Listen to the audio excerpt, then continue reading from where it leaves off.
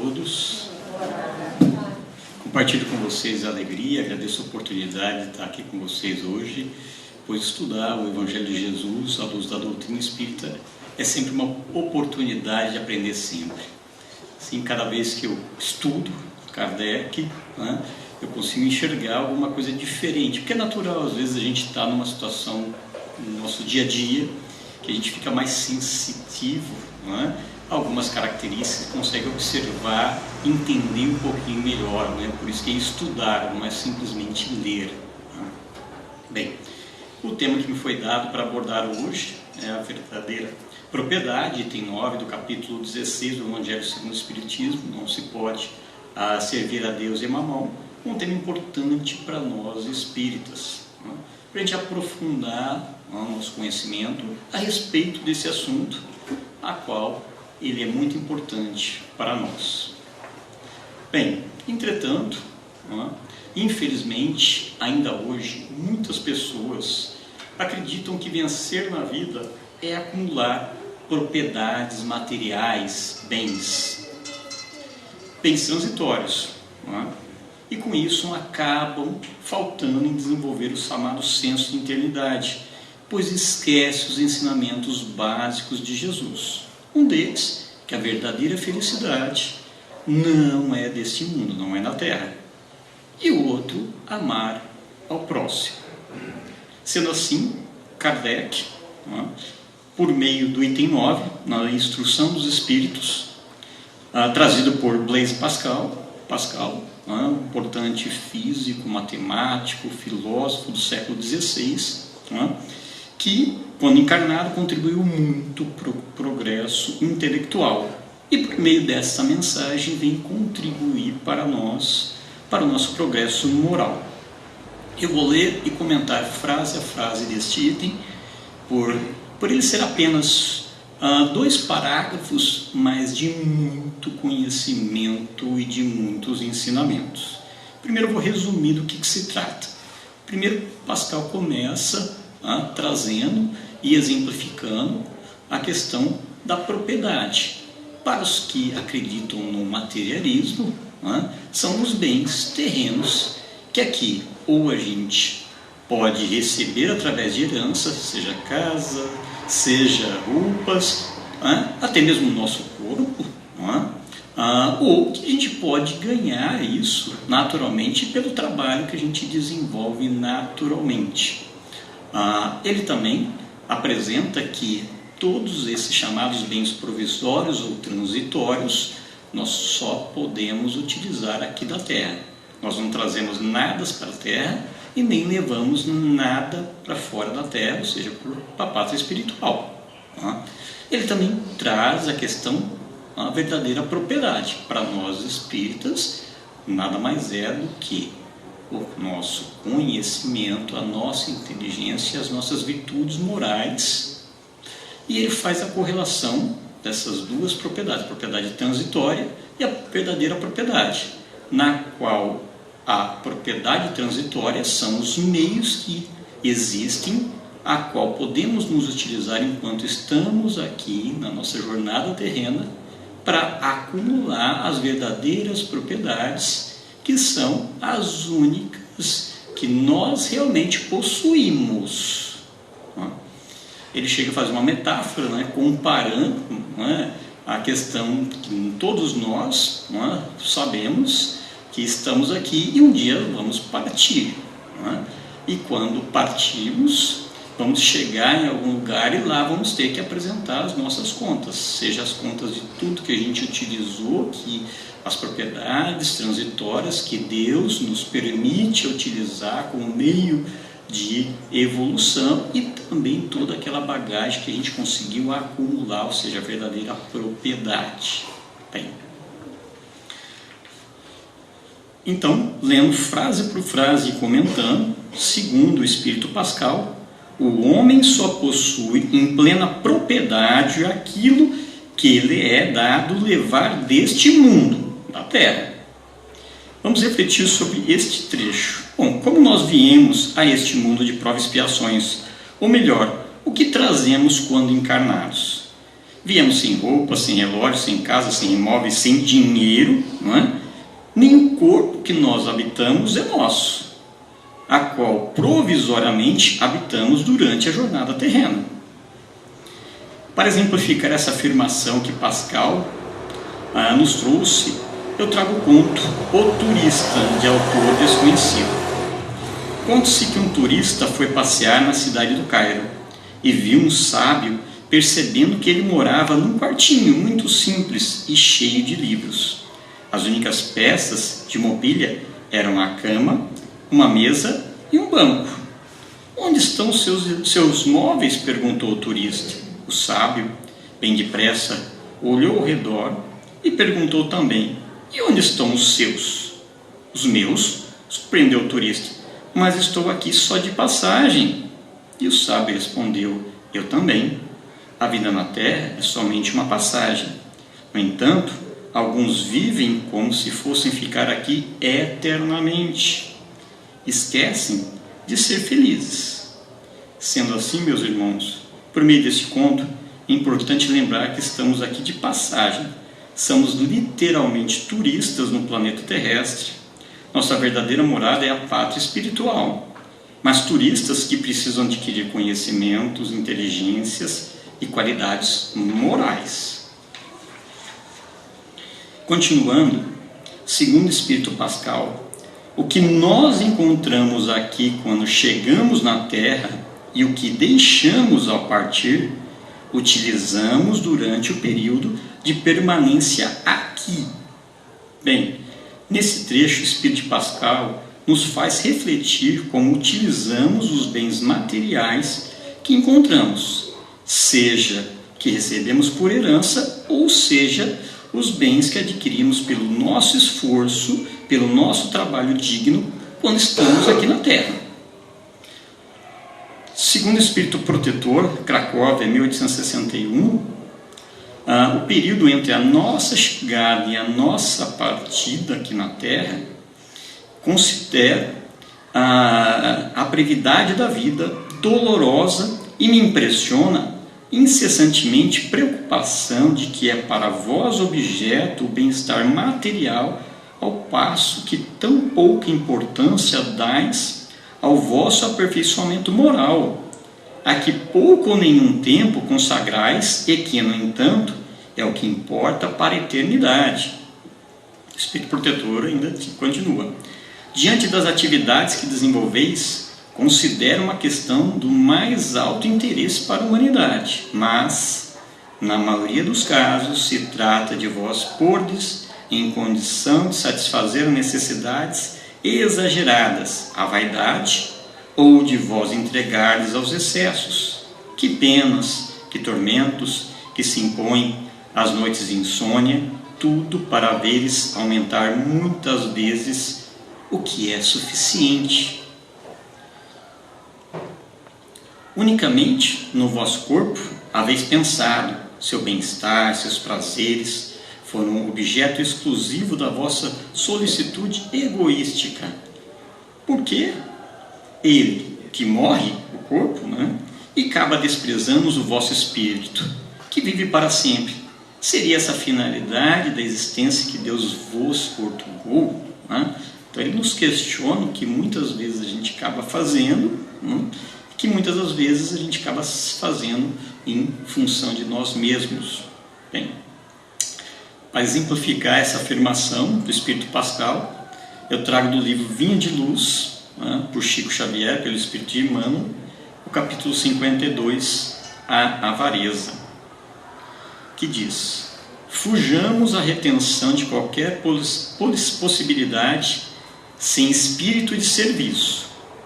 A avareza não consiste apenas em amealhar o dinheiro nos cofres da mesquinhez. As próprias águas benfeitoras da natureza, quando encarceradas sem preocupação do benefício, costumam formar zonas infecciosas. Quem vive à cata de compensações, englobando-as ao redor de si, não passa igualmente de avaro infeliz. Toda avareza é centralizada, doentia, preparando metas para sofrimento. Não basta saber pedir, nem basta as habilidades e eficiência de conquistar. É preciso adquirir, no clima do Cristo, espalhando os benefícios da posse temporária, para que a própria existência não constitua um obstáculo à paz e alegria de outros.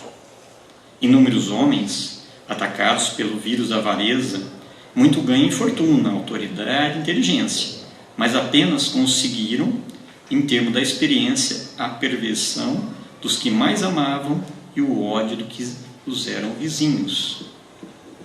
Amontoam vantagens para a própria perda, arruinam e envenenam igualmente o que lhes partilham a tarefa no mundo.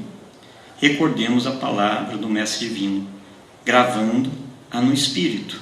A vida do homem não consiste na mudança daquilo que possui, mas na abundância dos benefícios que esparge e semeia, atendendo aos desígnios do Supremo Senhor.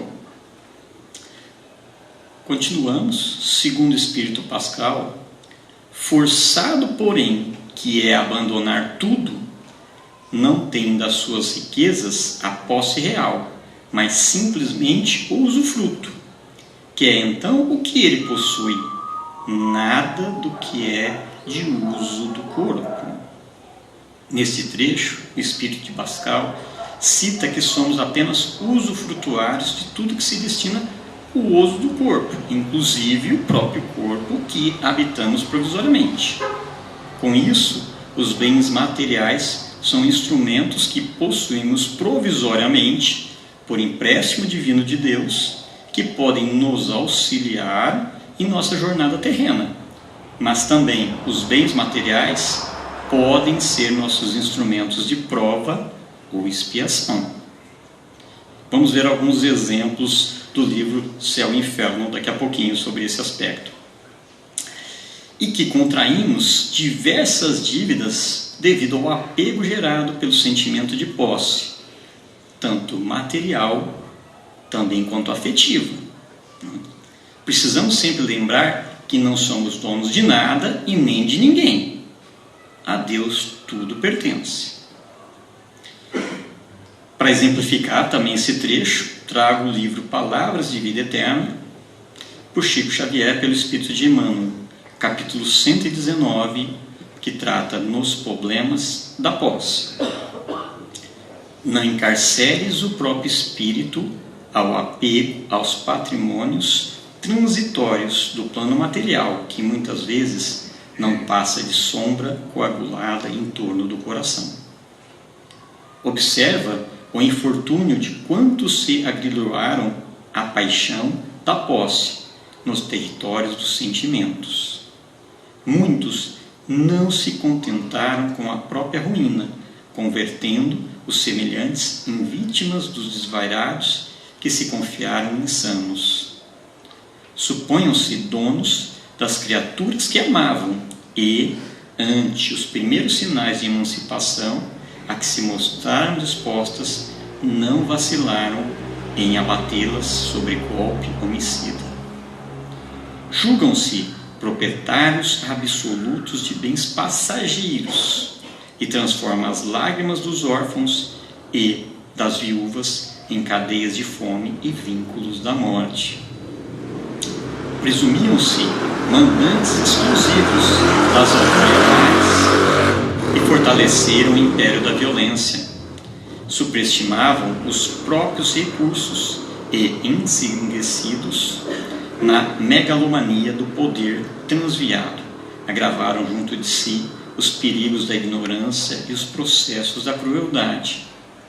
Todos eles, porém, determinados pelo orgulho, despertaram desorientados e infelizes nas trevas que amontoaram em si mesmos, com imenso trabalho a fazer para a própria libertação.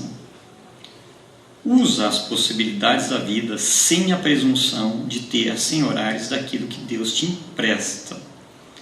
Nessa ou naquela vantagem efêmera que te facilite o caminho entre os homens, recorda como apóstolo Paulo que os espíritos reencarnados não trazem consigo quaisquer propriedades materiais para este mundo, e manifesto é que nenhuma delas poderão levar dele. Aí o exemplo que eu citei no livro Céu e Inferno, como consequência do sentimento de posse, temos vários exemplos. Trago o relato de um espírito sofredor, espírito denominado de príncipe de Urã. Temos outros, Marcos, o mendigo, mas esse é o que eu vou citar aqui. O príncipe de Urã, ele veio na miséria, numa encarnação, e depois pediu para vir na riqueza. Numa reunião mediúnica, um espírito sofredor apresentou-se dando o nome de Urã, o príncipe russo de outros tempos, da qual se dá o testemunho sobre o seu orgulho e a sua tirania nas provas da riqueza e da miséria a qual passou.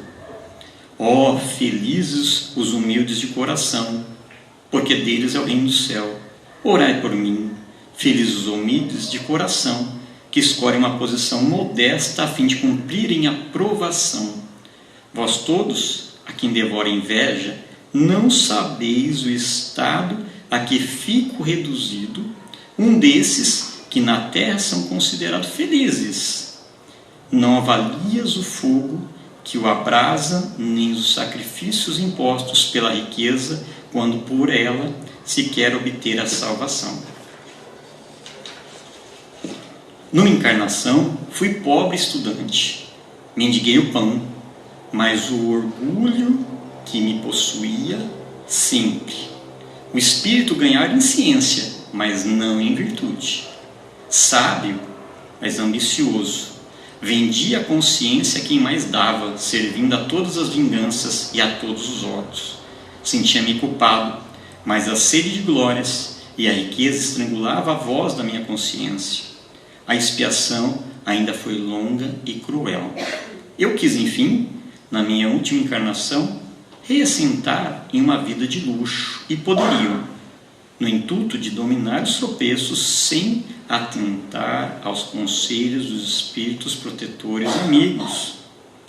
Na encarnação da riqueza, eu abusei do poderio e favores de que dispunha. Fui duro e cruel para com os meus inferiores, os quais tiveram que curvar-se diante de mim, mediante todos os meus caprichos e desfazer todas as minhas depravações. Quis a nobreza, a fortuna, as honras e sucumbi. Vós já sabeis o resultado dessa minha última tentativa. Irmãos de sofrimento, oxalá, posso o meu exemplo aproveitar-vos e não esqueceis nunca que o orgulho é inimigo da felicidade. É dele que promanam todos os males que acometem a humanidade e a perseguem até as religiões celestiais. Ao final da sessão mediúnica, o médium esclarecedor trouxe alguns comentários. Muitas das vezes, esses espíritos dizem que não conseguiram suportar que as forças eram muito maiores do que eles, mas na verdade, o médium esclarecedor esclarece que Deus não dá a ninguém mais do que possa suportar. Lembramos muito bem disso. O espírito tem liberdade, o que falta é vontade, e depende apenas exclusivamente dele, com a força de vontade, superar as tendências viciosas que ele acha serem insuperáveis. Assim, somente de nós devemos atribuir as respectivas consequências. Através do relato do príncipe de Urã, é bom vermos algumas perguntas, revermos algumas perguntas do Livro dos Espíritos. Na questão 785 do Livro dos Espíritos, qual é o maior obstáculo ao progresso? O orgulho e o egoísmo, respondem os espíritos superiores. Refiro-me ao progresso moral, porquanto o intelectual se efetua sempre.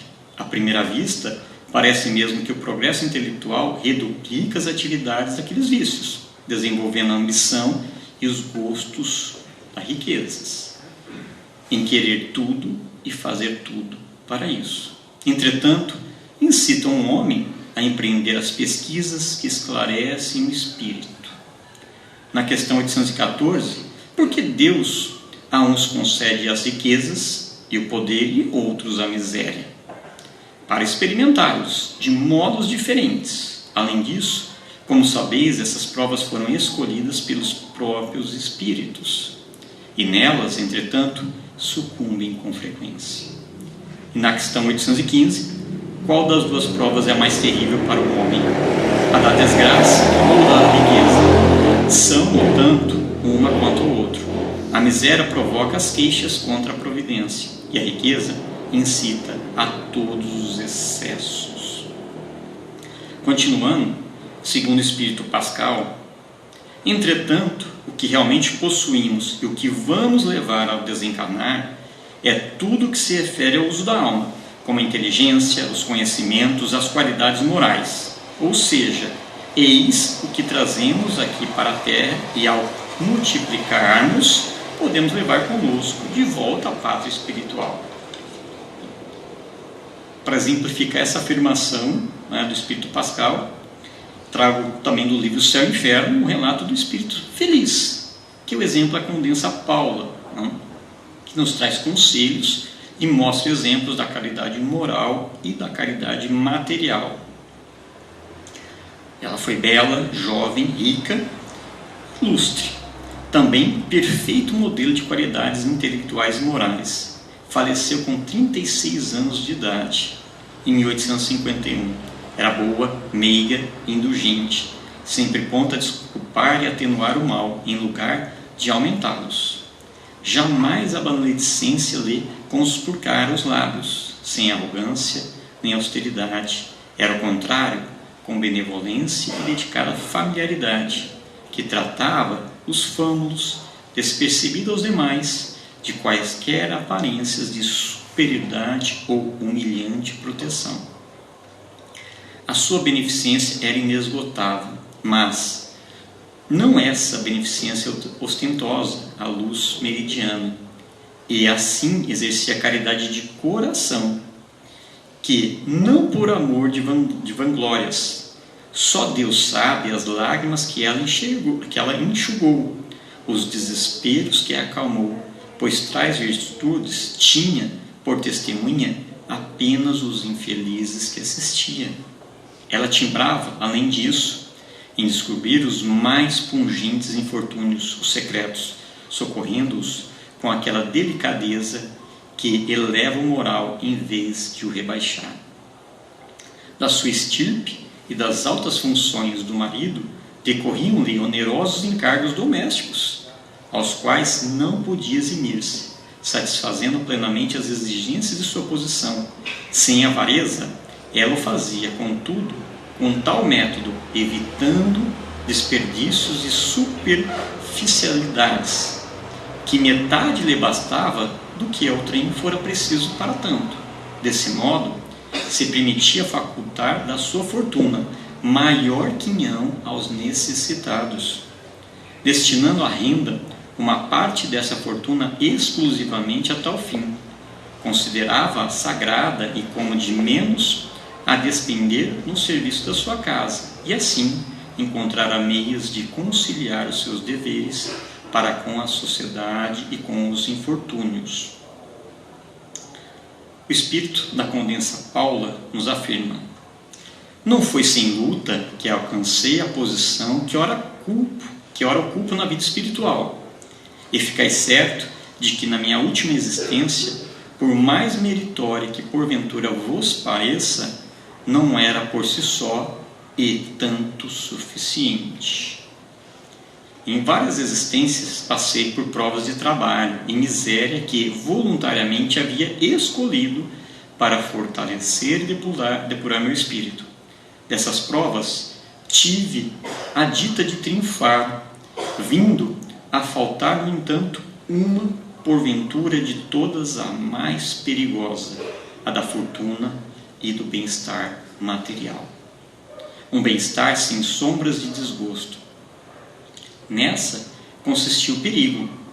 E antes de tentar, eu quis sentir-me assaz, forte para não sucumbir. Deus, tendo em vista as minhas boas intenções, concedeu-me a graça e o seu auxílio.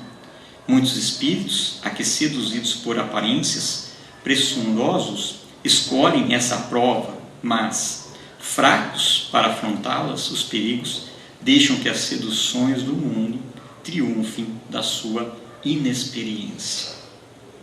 Trabalhadores, estou nas vossas fileiras, eu, a dama nobre, ganhei como vós o pão com o suor do meu rosto, saturei-me de privações, sofri reveses, e foi isso que me retemperou as forças da alma, aprendendo com os erros. Do contrário, eu teria falido na última prova, o que me teria deixado para trás da minha carreira. Como eu, também vos tereis a vossa prova da riqueza, mas não vos apressais em pedi-la muito cedo. E vós outros, ricos, tendes sempre em mente que a verdadeira fortuna, a fortuna imorredoura, não existe na terra. Procurai antes saber o preço pela qual podeis alcançar os benefícios do Todo-Poderoso. Continuando, segundo o Espírito Pascal, o que ninguém tem o poder de tirar são os conhecimentos morais e intelectuais. Nesse trecho, o Espírito de Pascal esclarece o que Jesus nos disse: juntar tesouros que ladrões não roubam e que as traças não corroem. Descrito lá no Evangelho de Mateus e comentado no capítulo 25 do Evangelho segundo o Espiritismo, no capítulo Buscai e Achareis. Bom, Jesus, continuando: não acumuleis tesouros na terra, onde a ferrugem e os vermes os comem, e onde os ladrões os desenterram e roubam. Acumulai tesouros no céu, onde nem a ferrugem nem os vermes os comem. Porquanto, onde está o vosso tesouro, aí está também o vosso coração. Eis porque vos digo: não inquieteis por saber onde achareis o que comer para o sustento da vossa vida, nem onde tirais vestes para cobrir o vosso corpo. Lembremos que Jesus nos trouxe: buscai primeiro o reino de Deus e a sua justiça, que todas as outras coisas necessárias e materiais vos serão dadas de acréscimo. Sendo assim, Deus sabe das nossas necessidades, sabe das necessidades do corpo que nós habitamos, tanto é que Ele nos criou sem vestes, sem abrigo, mas nos deu o quê? A inteligência para fabricá-los e desenvolver. Com isso, possibilita a lei do progresso por meio do trabalho.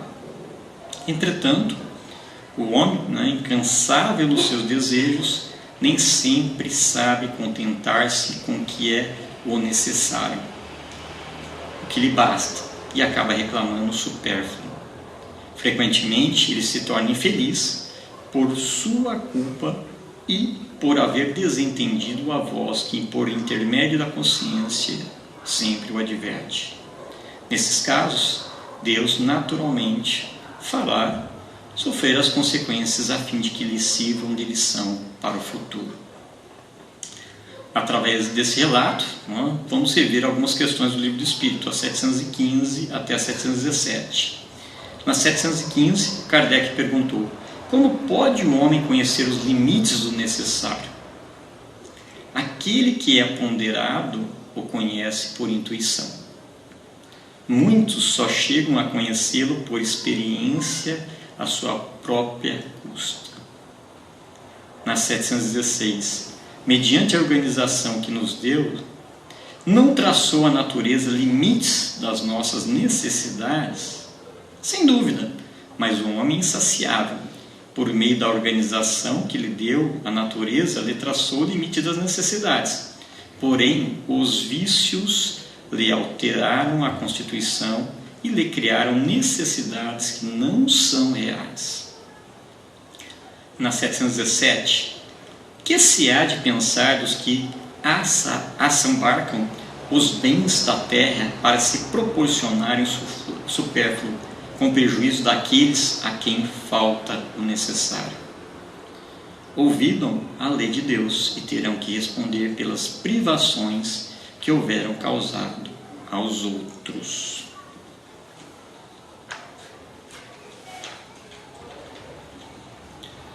Bem,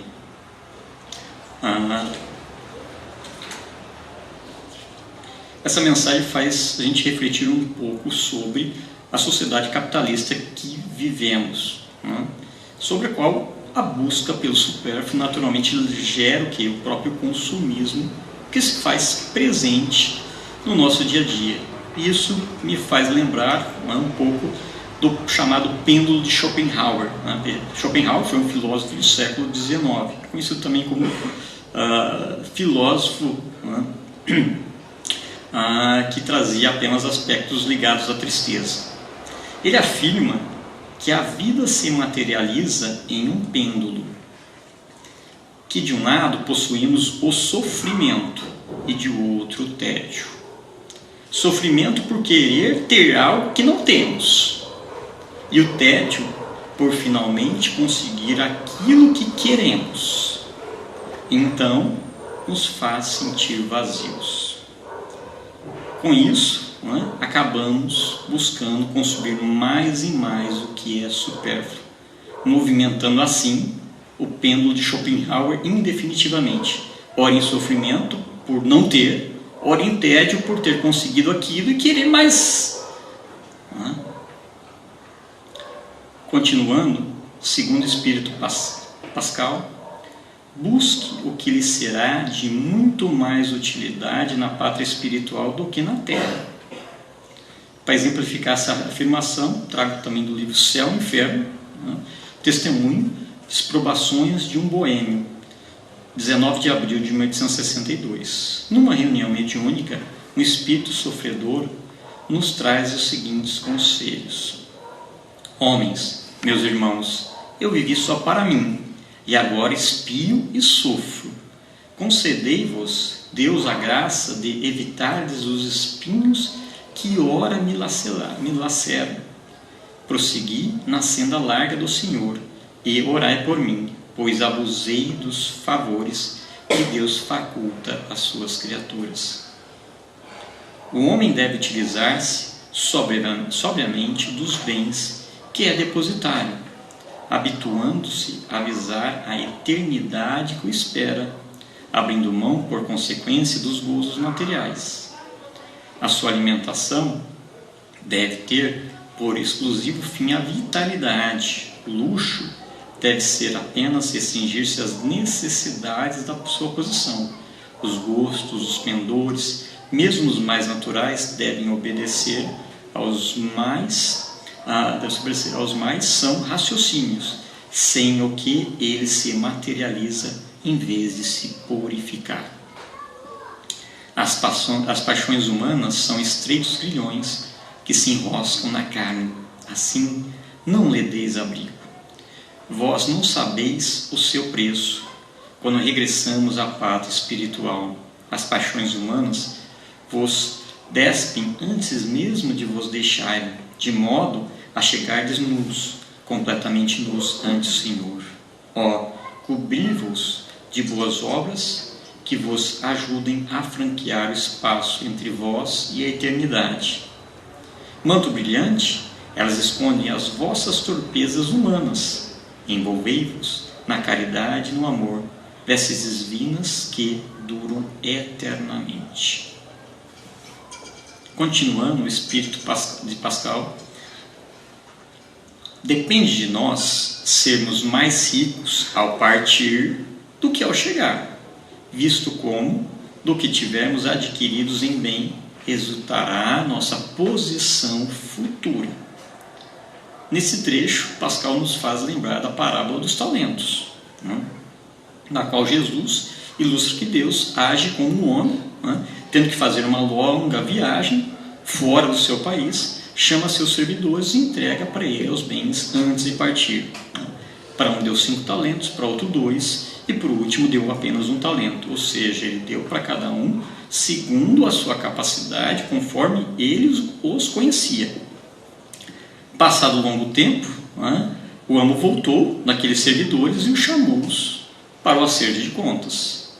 Veio e recebeu 5 talentos e apresentou outros 5, dizendo: Senhor, entregaste-me 5 talentos, aqui estão, além desses, mais 5 que ganhei. Respondeu-lhe o amo: servidor bom e fiel, pois que fosse fiel em pouca coisa, confiar-te-ei muitas outras. Compartilha da alegria do teu Senhor. O mesmo ocorreu com o servo que recebeu 2 talentos e também multiplicou os talentos.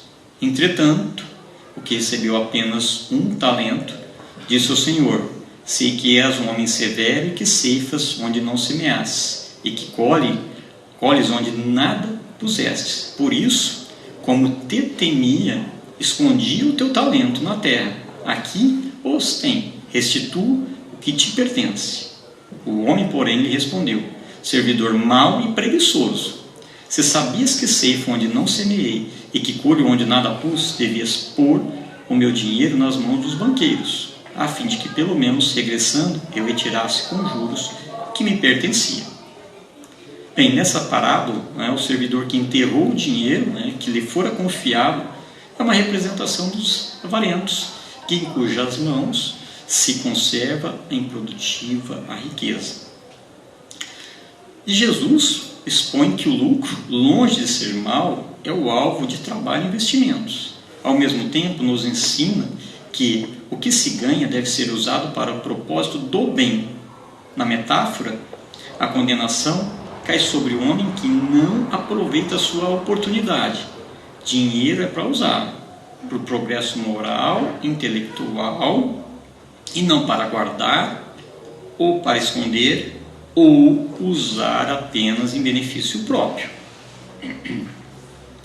Quando Jesus disse ao moço que perguntou para ele quais os meios de ganhar a vida eterna, e aí Jesus disse: desfaz todos os teus bens e me segue, ele quis mostrar que o apego aos bens terrenos é um obstáculo à salvação.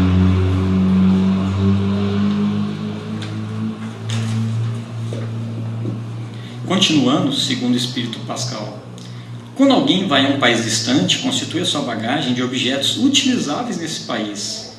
Não se preocupa com os que ali lhe seriam inúteis.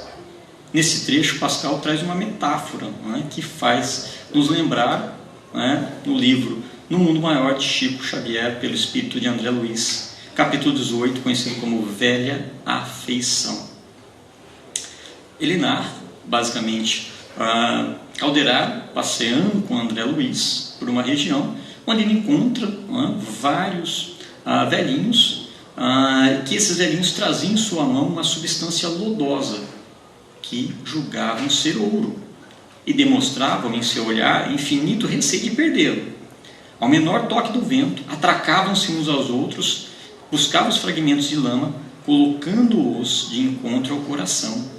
Entreolhavam-se apavorados, como se tremessem desastre próximo. Cochichavam entre si, maliciosos e desconfiados. Às vezes faziam menção de correr, mas sentiam-se no mesmo lugar, entre o medo e a suspeita. Ao receio de que os ladrões roubassem, o seu ouro era impressionante. Quem eram aquelas entidades? Perguntou André Luiz. São usurários, desencarnados há muitos anos, informou Calderaro. Desceram a tão profundo grau de apego à fortuna material transitória que se tornaram ineptos ao equilíbrio na zona mental do trabalho digno. São incapazes de acesso ao santuário interno das aspirações superiores. Quando estavam na Terra, não viam meios de se ampararem com as ambições moderada e nobre, nem reparavam nos métodos utilizados para atingir os seus fins egoísticos, menosprezavam direitos alheios, escarneciam das aflições dos outros, armavam ciladas a companheiros incaustos para sugarem as economias, lucubritavam-se às custas da ingenuidade e da confiança cega. Difundiram tantos sofrimentos com suas ações que a matéria mental das vítimas, em maléficas emissões de vingança e de maldição, lhe impôs etérea couraça ao campo das ideias. Por isso, atordoados, fixam nos delitos do passado, transformando-se em autênticos fantasmas da avareza, atormentados pelas miragens do ouro naquele deserto de padecimentos. Não era possível prever quando despertariam para a realidade, dada a situação lastimável que se encontravam. Eles haviam enlouquecido na paixão de possuir, acabando a sinistra aventura, escravos de monstros mentais de formação indefinível. Continuemos, segundo o Espírito Pascal, fazei do mesmo modo com relação à vida futura, aprisionai-vos de tudo o de que lá possais servir. Bem, nesse item, como o Espiritismo é ciência, filosofia e religião, trago um artigo científico que foi publicado em inglês na revista Nature no ano de 2008, volume 319, cujo título, já traduzindo em português, se chama Gastar Dinheiro com os Outros Traz Felicidade. Bem, as pesquisas foram realizadas pela Universidade da Colômbia Britânica e da Harvard Business Schools, que relataram que o dinheiro pode não comprar amor, mas pode resultar em felicidade desde que você gaste-o com outra pessoa. Os estudos apontaram que pessoas que gastaram com presentes para outros ou fizeram doações para a caridade são mais felizes do que os outros que não o fizeram. Como parte do estudo, os psicólogos deram uma quantia em dinheiro para os voluntários gastarem, sendo que metade deles foi orientada a gastar consigo mesmo e outra metade gastar com outras pessoas. E adivinha o resultado das pesquisas? O título do trabalho, do artigo científico, já diz tudo. Os que gastaram com os outros avaliaram a si mesmos como sendo mais felizes do que os que gastaram com eles próprios. Segundo uma das autoras do estudo, a psicóloga Elizabeth Dunn, essas descobertas sugerem que alterações bem pequenas na distribuição de gastos, algo tão pouco, pode ser suficiente para produzir ganhos reais de felicidade. A questão aqui não é a quantidade de dinheiro, mas sim o modo que foi utilizado o dinheiro que fez os participantes do estudo se sentirem em relação a si mesmos.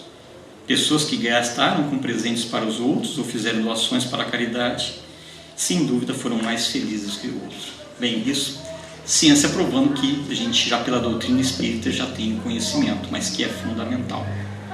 Continuando, segundo o Espírito Pascal, ao viajante que chega a um albergue, bom alojamento é dado, se pode pagar. A outro, de parcos recursos, toca o menos agradável. Quanto ao que nada tem de seu, vai dormir no relento. O mesmo sucede ao homem a sua chegada no mundo dos espíritos. Depende de seus haveres o lugar para onde vá. Não será, todavia, com o seu ouro que ele pagará. Ninguém lhe perguntará quantos tinham na terra, qual posição ocupavas, era príncipes ou operário. Perguntar-lhe-ão, que trazes contigo? Não se avaliarão os bens nem os títulos, mas a soma das virtudes que possua. Ora, sob esse aspecto, pode o operário ser mais rico do que o príncipe. Nesse trecho, Pascal nos faz lembrar das instruções do Espírito no capítulo 2 do Evangelho segundo o Espiritismo, onde Kardec traz o depoimento de uma rainha terrena da França, Havre, 1863, que faz uma comparação com a realeza espiritual de Jesus. Bem, essa rainha diz: rainha entre os homens, como rainha julguei, que penetrasse no reino dos céus, que desilusão, que humilhação, quando em vez de ser recebida aqui, qual soberana, vi acima de mim, mas muito acima de mim, homens que eu julgava insignificantes, os quais desprezava por não terem sangue nobre. E aí ela conclui que então compreendeu a verdade das palavras de Jesus, que o reino de Jesus não era deste mundo e que as riquezas que deveria ter juntado eram outras, pois de sua realeza terrena ela não levou absolutamente nada. Ela comenta que para ter um lugar no reino de Deus são necessárias a abnegação, a humildade, a caridade, a benevolência para com todos, e que lá não se pergunta o que fosses nem que posição ocupasse na terra, mas que bem fizesses e quantas lágrimas enxugou. Ela reforça que os homens na terra correm atrás de bens terrenos, como se pudessem guardar para sempre.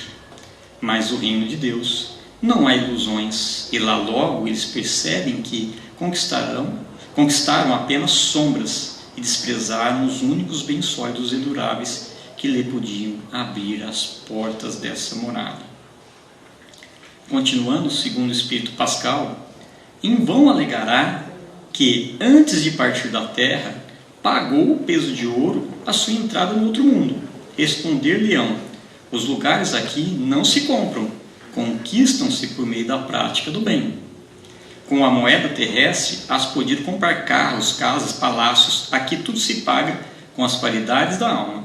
És rico dessas qualidades? Se bem-vindo e vai para um dos lugares da primeira categoria, onde todas as venturas te esperam. Nesse caso eu trago como exemplo o livro Lindos Casos de Chico, por Ramiro Gama, capítulo 98, O Homem dos 20 Contos. Trata-se de um frequentador do Centro Espírita Luiz Gonzaga, que comenta com Chico que nas preces dele ele sempre rogava para ganhar na loteria.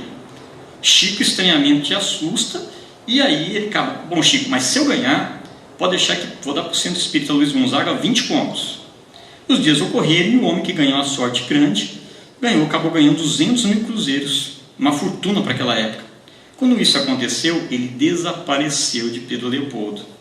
Se Chico via por perto em Belo Horizonte, ele desaparecia. E aí começou a dizer: imagine, eu na minha ingenuidade prometi uma dádiva a um centro espírita, que se melhorasse de sorte, quanta asneira, ia fazer uma doação, quanta asneira falamos sem perceber isso.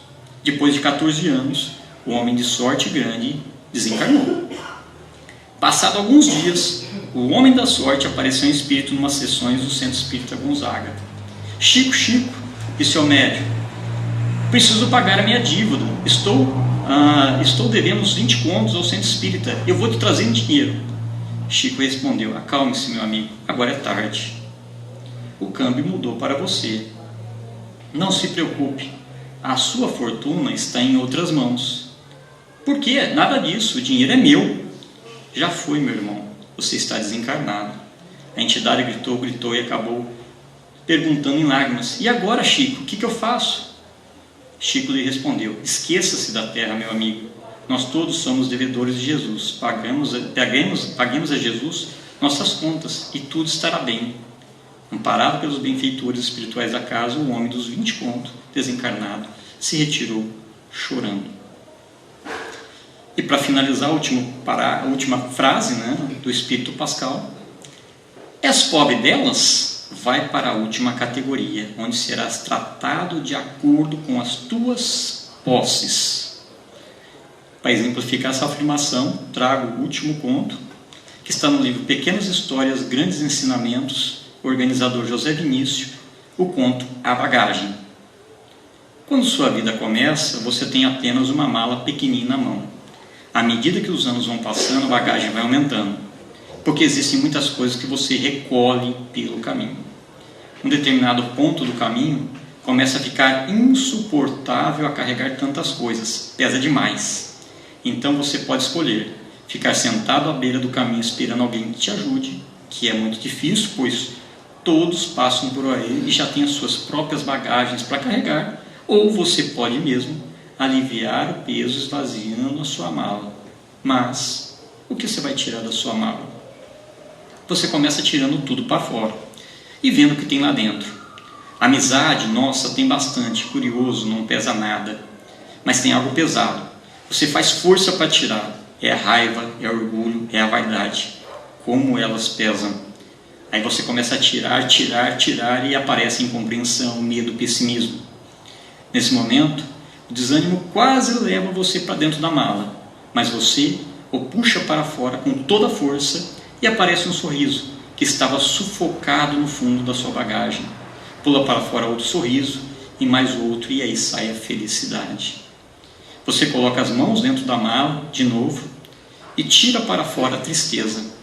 Agora você vai ter que procurar paciência dentro da mala, pois você vai precisar bastante. Procure então o resto: o amor, a benevolência, a indulgência, o perdão.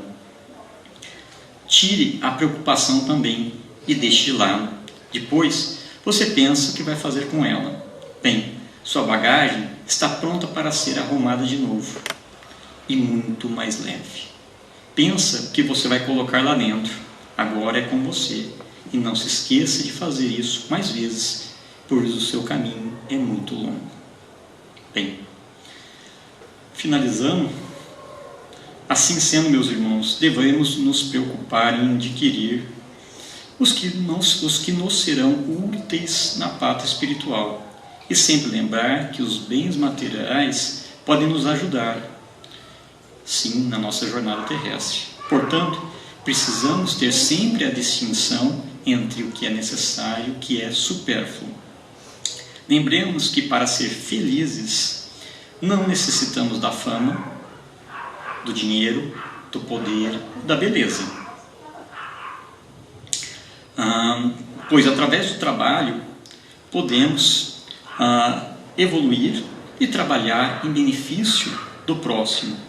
E a felicidade está na paz da nossa consciência tranquila pelo nosso dever cumprido nessa nossa jornada terrena. Boa semana e muita paz.